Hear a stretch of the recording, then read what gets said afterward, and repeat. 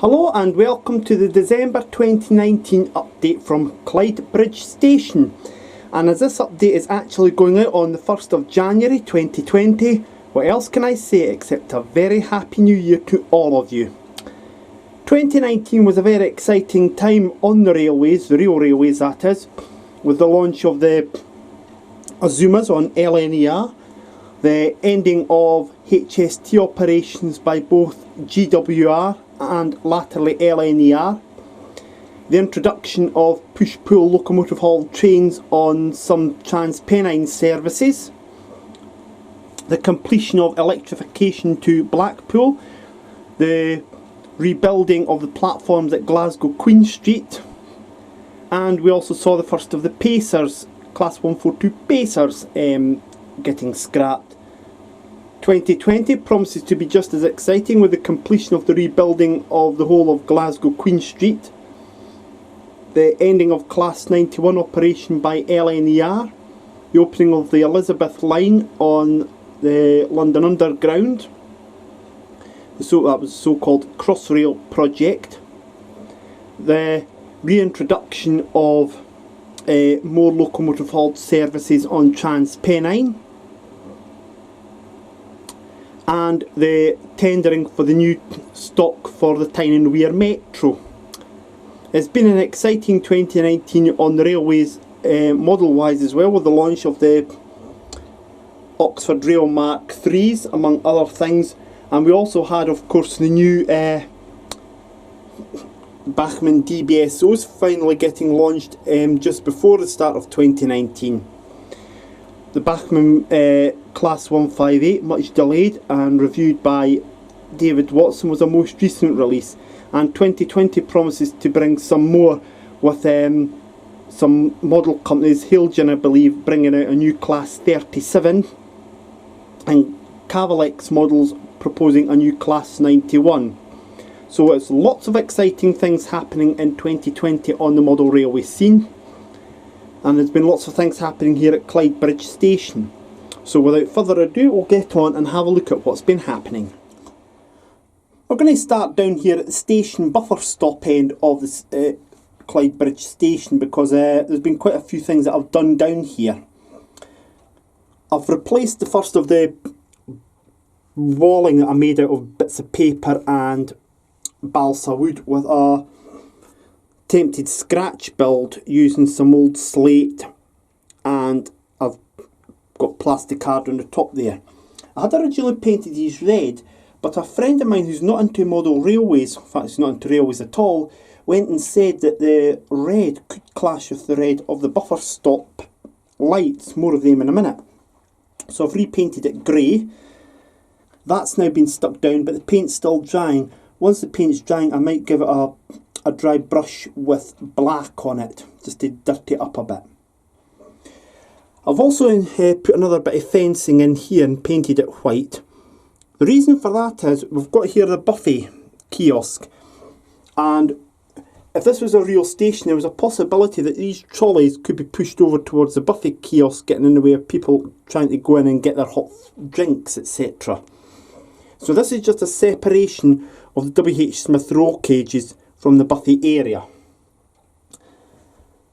I've also got down here buffer stop lights, 3 of them now installed. They're very easy to install these. No wiring is needed, and they're a Gauge Master product and they come with buffer stops, but I'm using the existing Hornby buffer stops, as you could see. All you do is you clip them to the track, and when the power is on, I'm just going to turn the power off to let you see. There you go, see that's the power off. When I turn the power on and the power controller on,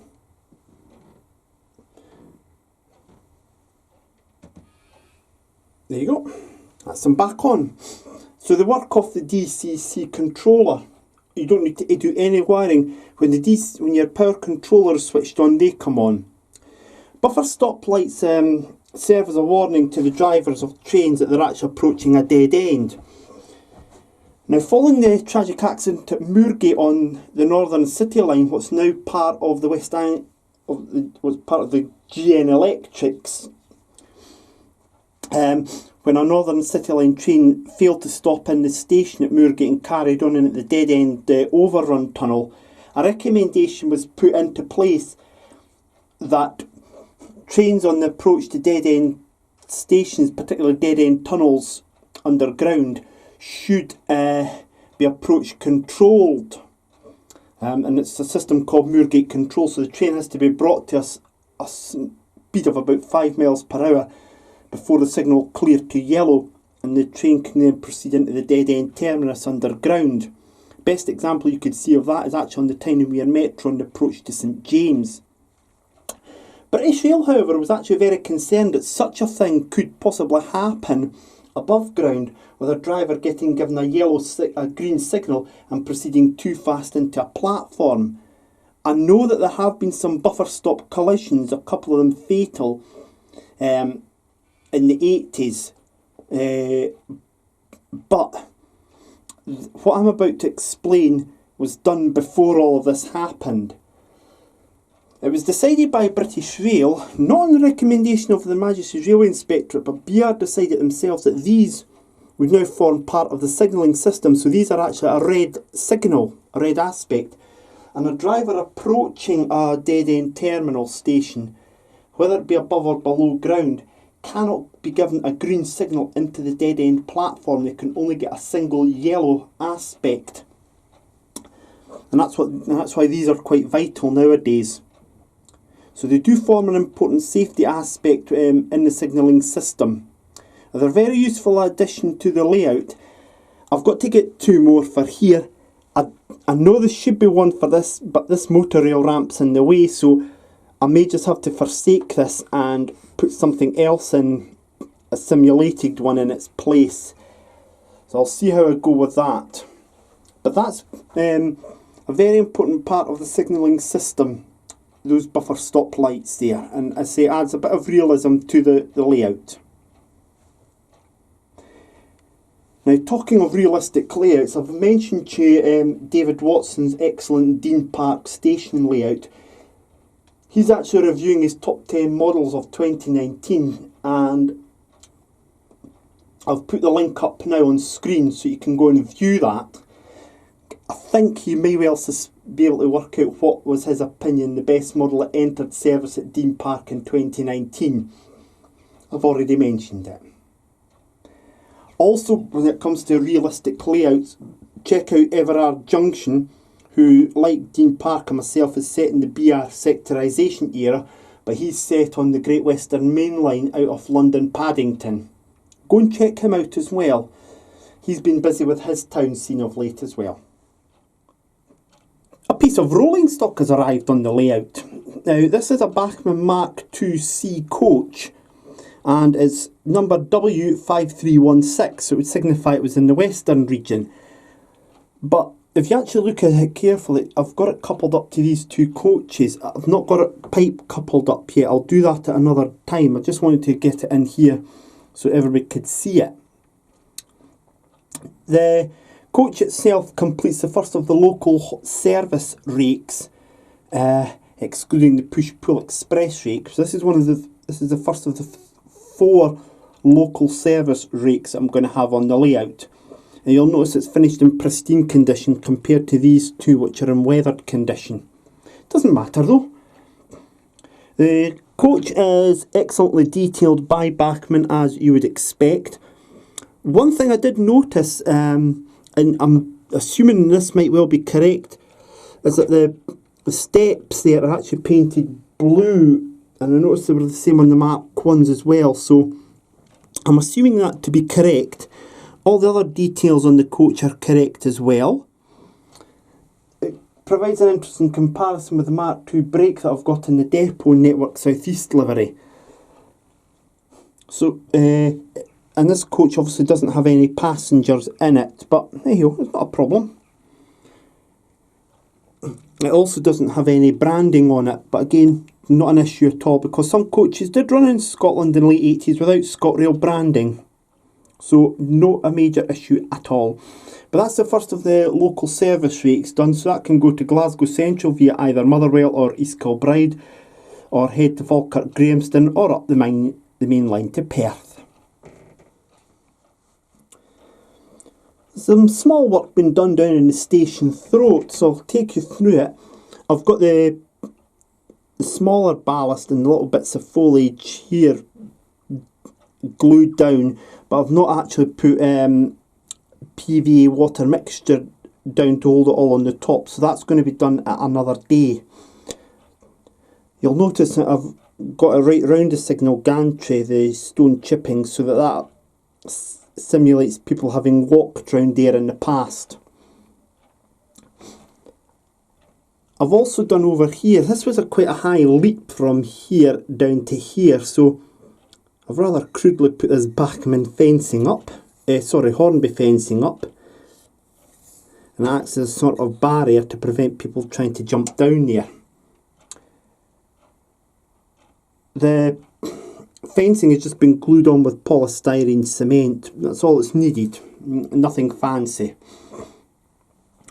You'll also notice with the trains in the station here that we've nearly got the whole of the station area done now in terms of ballasting. Just these two roads here to be completely ballasted, and then that'll be that done, and then it'll just be the small stuff for this whole area up here.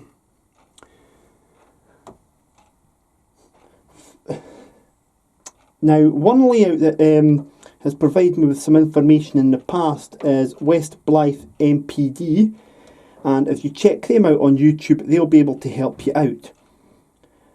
Also, go and have a look at Charlie Bishop with Chadwick TMD. I think that's what it's called. Charlie Bishop has his layout set in the 1970s. I think it's in the Western region as well. And if you go and check him, I'm sure it's Chadwick TMD or Chadwick Station, but if you'll have a look for it, Charlie has videos he puts up every 2 to 3 weeks, and he's very, very informative indeed, and very well detailed, and goes into things in a hell of a lot of detail. So please go and check him out. On a more serious note, the link to this is actually in the description. Christmas and New Year can be lonely times for people, and LNER, the train company, actually supports a charity that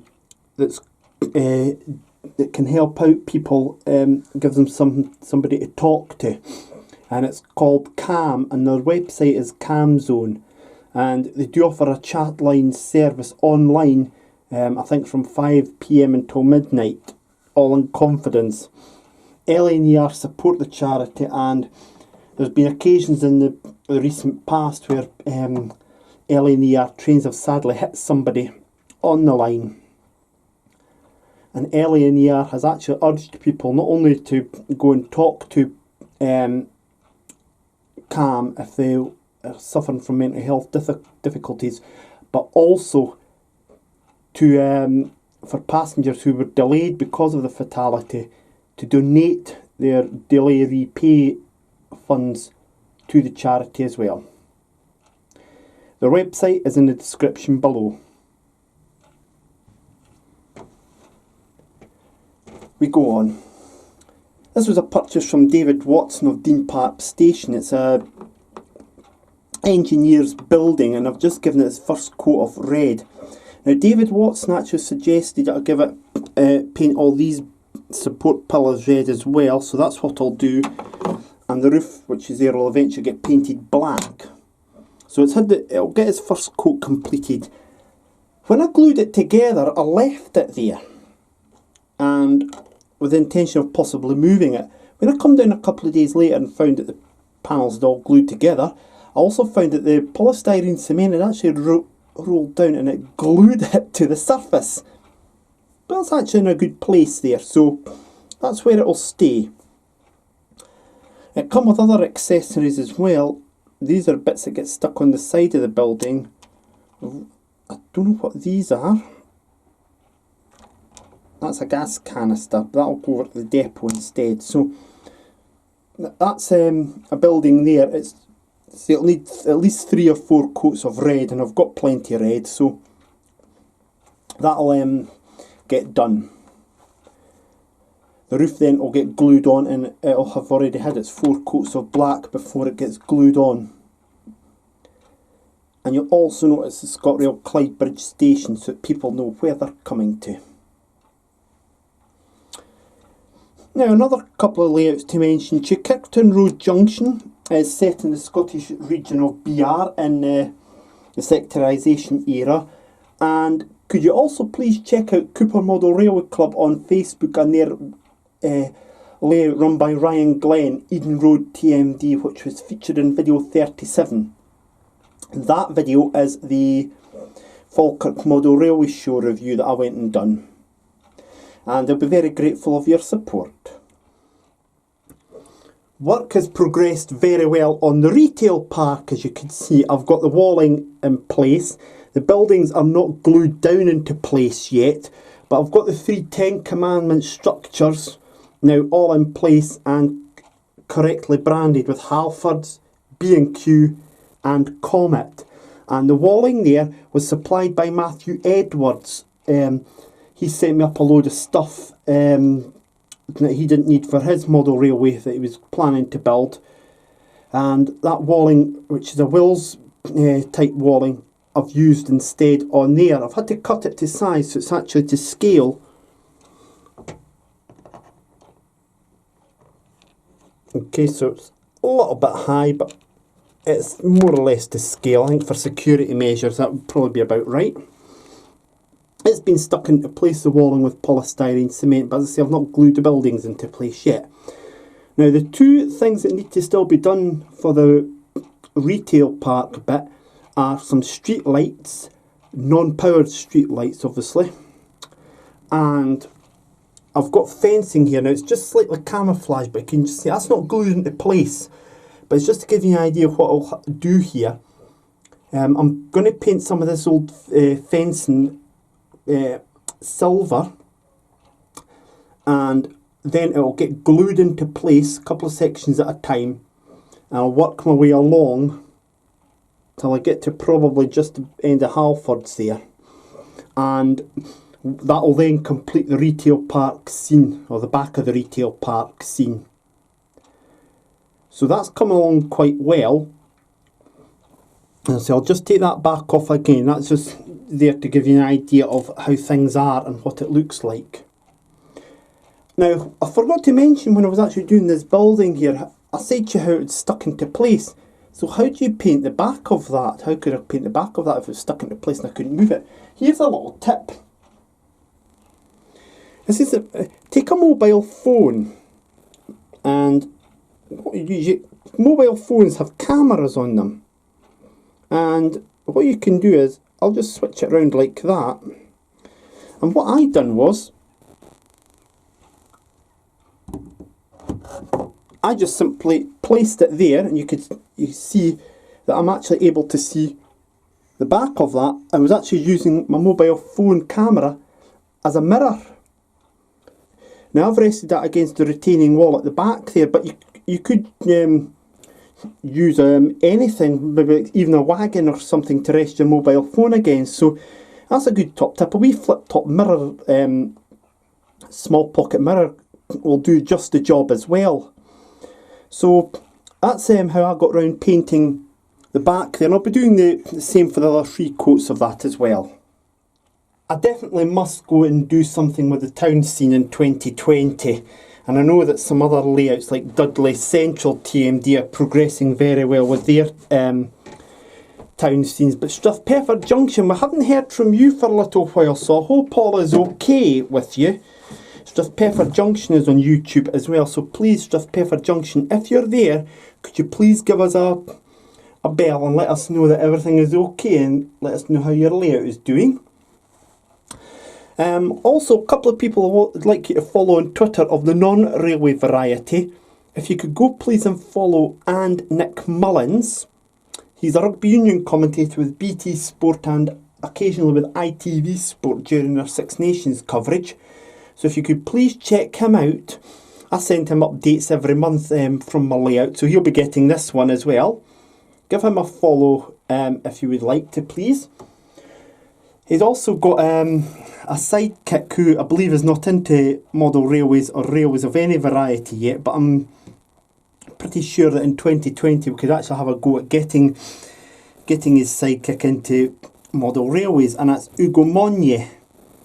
And you can find him on Twitter, and his name is at Ugo Monye, and it's spelled UGOMONYE.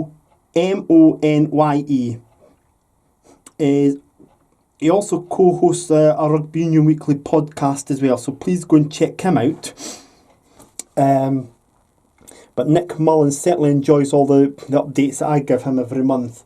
I have to thank Nick Mullins for helping to give my layout publicity in the first place after I told him I'd started building this since the last time Danny Cipriani had been capped for England before he got his next cap. So that shows you how long ago that happened. Anyway, back on to serious matters now with the town scene. I will have to work on this in 2020 and get some more work done and clear this junk. You might remember I showed you these hoardings before, and I've went and put one advert on now, and it's actually positioned there. There is one thing I don't like about it, and I'd like your thoughts on this, please, folks. I'm just going to move this bus shelter. I think I'm going to have to put a wall along the front of that there. Make a little wall and put that along the front there, so that that can be hidden. Is it alright as it is there, like that, without the wall, or should I put a wall in front of the support pillars? Please let me know. What I'm also going to do this year is brand up this building. Move that out of the way.